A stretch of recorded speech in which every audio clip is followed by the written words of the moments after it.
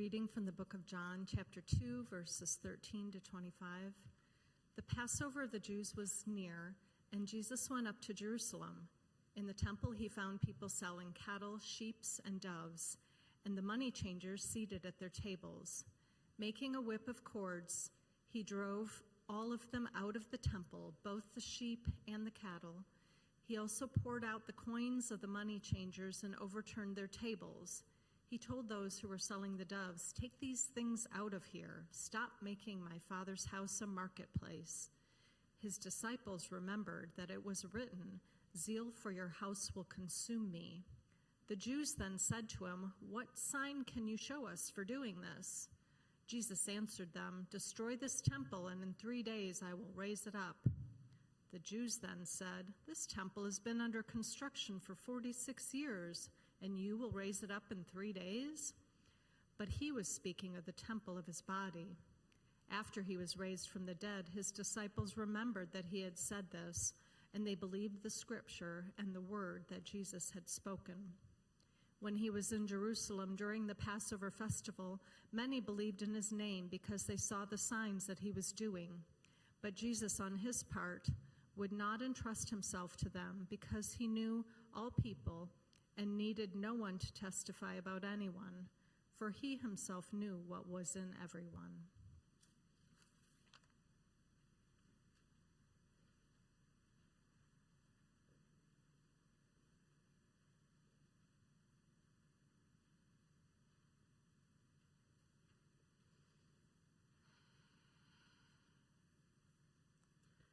Friends, it seems like, I am on.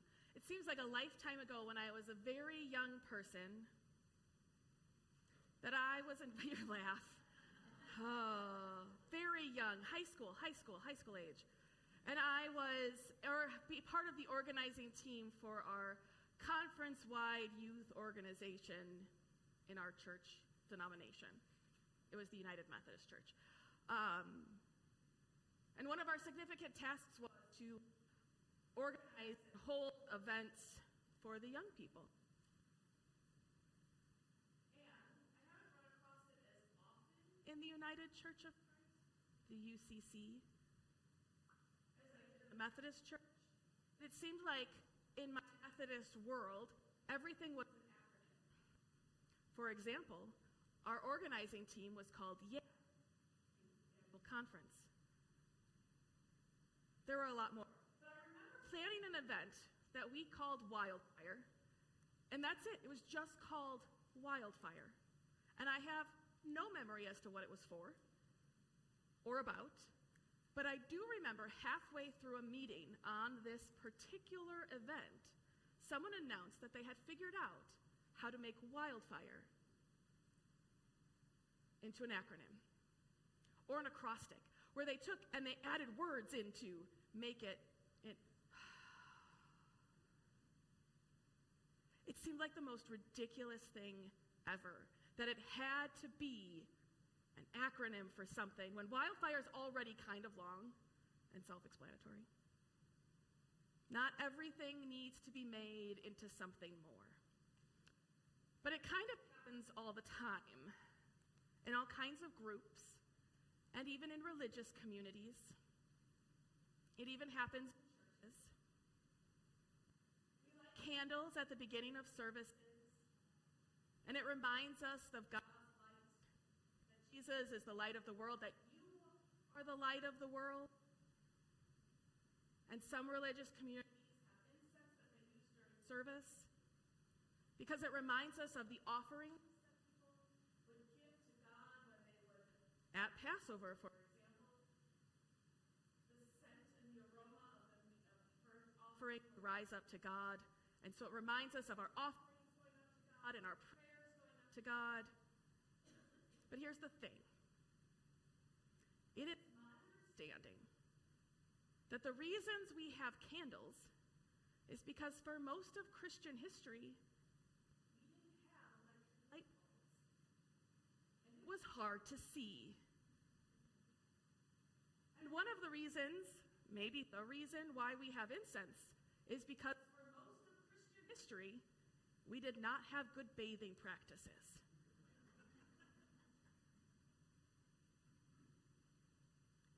So there are very practical reasons to light candles and to have incense, and then we had to put theological reasons on top of them. Just plug it right on top. A very practical thing that turned very spiritual. And that seems to be what was happening at the temple that day of Passover when Jesus stopped by. Passover was one of 3 pilgrimage festivals, and Jewish people would travel from all across the known world to celebrate and to offer their sacrifices. Some would travel for hundreds of miles just to get to the temple.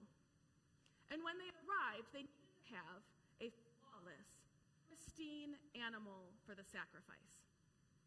Now imagine walking. Oh, I did save a video. I didn't have this video.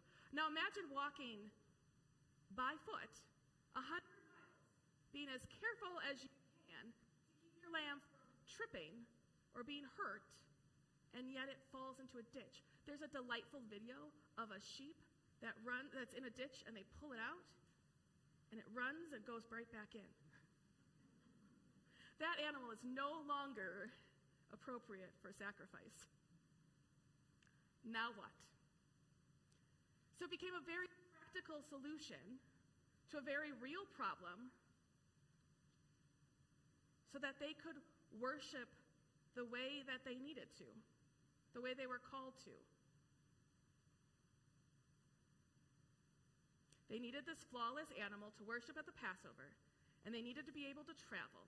And it really only makes sense that you can buy the animal in the place where you need it. Now, this is one of the few stories that is found in all 4 of the Gospels. But in Matthew, Mark, and Luke, it is found at the end of the story of Jesus' life, right after Jesus parades into Jerusalem with a parade and palms. One of them even says that the reason Jesus turns over the tables and marches and upsets everything in the temple is because the merchants were thieves and were swindling the people in their time of need. That isn't what our author in John says. First, it's the very first public thing Jesus does. And nothing is named as explicitly evil or harmful against anyone else. It says that the house of his Father has become a house of commerce.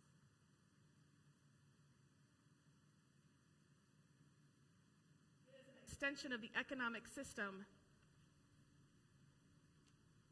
The existence of the economic system in the temple, that was the problem, no matter how necessary or practical that it seemed to be.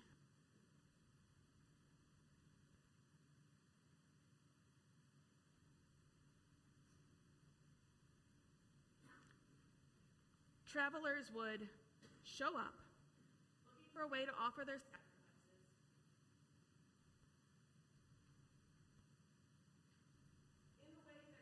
Directed them in their scripture, in their written word, in their writings. Now, speaking of writings, and if I was really good, I would have taken a picture of this. But my Aunt Leola, I believe, turns 102 this year. And she, her sister, and my grandmother were committed letter writers.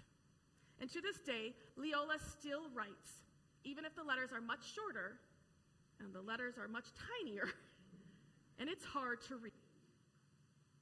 And the thing about these letters is whether they were long or short, they always start with one word perfectly in line. But they're always on a card or a piece of paper without lines, and so very quickly they start to just go askew.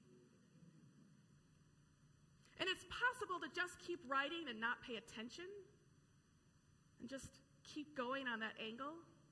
Or you might notice and decide that the right thing to do is just keep the angle so you don't draw more attention to the mistake that you made. Or do you start over and try to make the next line level and straight? Drawing attention to all of those previous mistakes. What do you do when something goes askew? When Jesus goes into the temple, he is big mad. But it's not a flare of anger that wells up and then passes. And it's not rash and unfocused anger. He went to the temple, saw what was going on, and then he left. And he braided a whip, and then he came back. What he did in the turning of the tables and the running out of the animals of the temple was incredibly disruptive. For at least part of the day, worship at the temple would have come to a complete halt. Now, it would be really nice to have the version of the story where the people who were the merchants in the temple were swindling the people, or at least inflating the prices for the travelers on a holiday weekend. But that's not what our story says.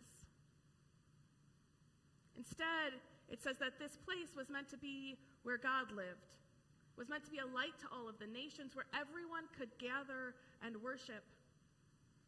And what they were using, because there was a hierarchy to the temple, was the space where the Gentiles were allowed to go, and so there was no room for them to worship there.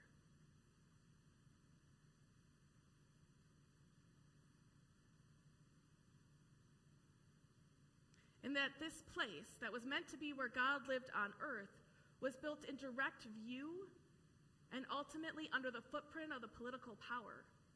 That this house for the worship of God had ultimately become a place of convenience. That this place that was meant to be God's house had become used for everything else. It had gone askew. And they just kept writing. And they couldn't see it. And they needed to be shown it, or the whole word would be off. They needed to see it. I think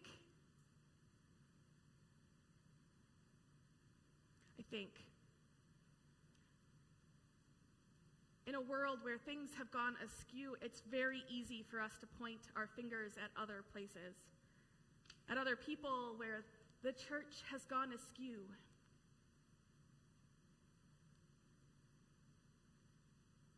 Because there are reasons to be big mad in this world. There are injustices, and there are boundaries that keep people out, and there are swindlers, and there is evil. There are reasons to be big mad at systems and institutions that no longer serve to benefit people. There are big reasons to turn tables. That is what Reverend William Barber does with the National Poor People's Campaign, when he stands up before people and places of power advocating for the poor and the marginalized, the sick, and reminds us that our call is to love, and then suffers the consequences of that. He's angry. But in his anger, he can't walk away. Wait. In his anger, he can step away, though, make a plan, and come back, and reveal the world askew and help it get back into line. And I think matters. I think it matters that we pay attention to the places that make us angry, or the places that make others angry.